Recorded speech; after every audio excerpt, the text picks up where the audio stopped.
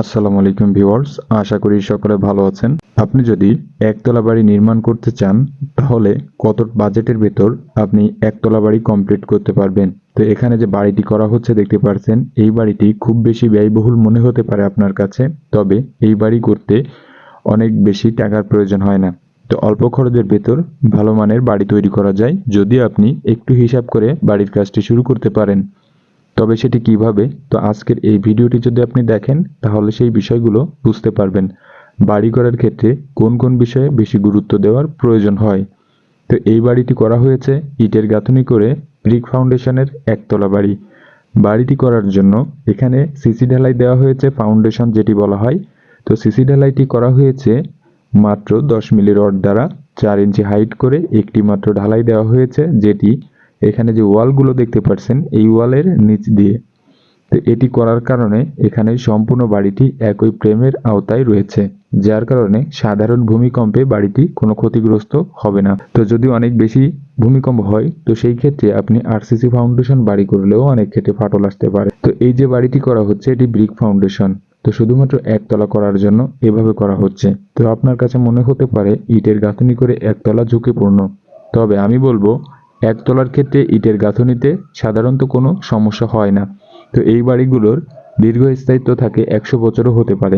তো আপনি ধারণা করতে পারেন 100 বছর কিভাবে থাকবে।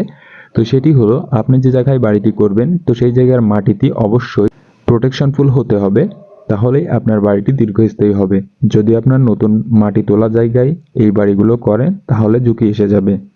যার কারণে এই বাড়িগুলোর সবথেকে বেশি গুরুত্বপূর্ণ জায়গা হলো যে মাটির উপর বাড়িটি করছেন সেই মাটিটি দুর্বল নাকি সবল। সবল হলে অবশ্যই এই বাড়িগুলো আপনি করতে পারবেন।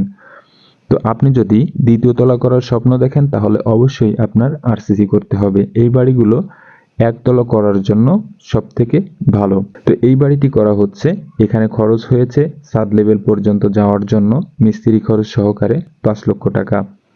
বাড়িটি কতটুকু জায়গায় করা হচ্ছে এই বিষয়টি ফ্লোর প্ল্যানে দেখতে পারবেন, এবং বাড়িটি সম্পূর্ণ কমপ্লিট করতে কত টাকা খরচ হবে ফ্লোর প্ল্যানের হিসাবগুলো দেখার পরে সেই বিষয়টিও জানতে পারবেন।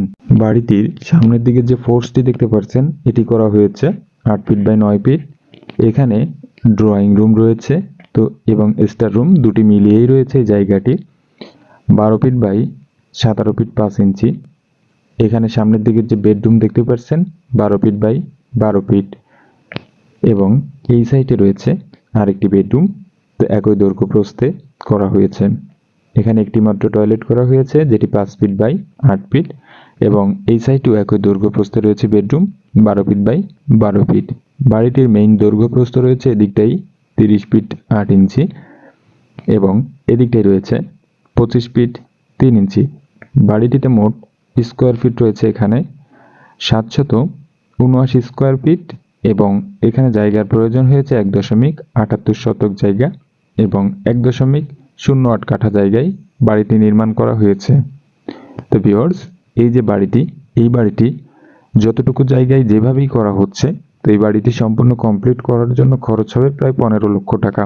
তো যদি আপনি আরসিসি ফাউন্ডেশনে বাড়ি করেন একই দৈর্ঘ্য প্রস্থে এবং একই ডিজাইনে, তাহলে আপনার খরচ আসবে প্রায় 19 লক্ষ টাকা। তো সেই ক্ষেত্রে আপনি দ্বিতীয় তলা করতে পারবেন, এবং এখানে দ্বিতীয় তলা করার কোনো সুযোগ নাই। সিঁড়িটি করা হয়েছে শুধু দ্বিতীয় তলা ব্যবহার করার জন্য, অর্থাৎ ছাদটি ব্যবহার করার জন্য। তো ধন্যবাদ ভিডিওটি দেখার জন্য। ভালো থাকবেন, সুস্থ থাকবেন। আসসালামু আলাইকুম।